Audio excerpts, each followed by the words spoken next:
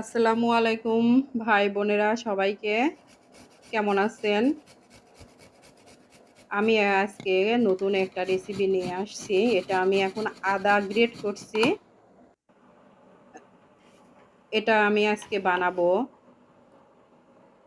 সেটাই দেখাবো। আদা গ্রেট করা আমার হয়ে গেছে। এখন আমি তেলের উপরে পেঁয়াজ, কাঁচামরিচটা ফ্রাই করছি। একটু বাদামি বাদামি করব। করে এটা আমি যেটা করব, আলু সিদ্ধ করে নিয়ে গ্রেট করছি, একটু লবণ দিলাম, পেঁয়াজ বেরেস্তা করা আছে, একটু হলুদ গুঁড়া দিলাম। এটা আমার হাতে তৈরি করা গরম মশলা গুঁড়া বানানো। আর এইটা আমি মাটনটা আমি রান্নার জন্য সিদ্ধ করেছি। এটাই আজকে আমি আলুর ভিতরে দিয়ে দিচ্ছি।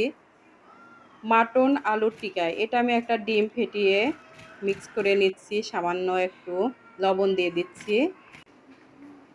এবার আমি টিকাগুলো সব বানিয়ে নিয়েছি। এবার চালের গুঁড়া দিয়ে এটাকে ডিমের ভিতরে চুবিয়ে এখন আমি ফ্রাই করব। তেলটা গরম হয়ে গেছে, তেলের ভিতরে দিয়েই আমি এখন এটা ফ্রাই করছি।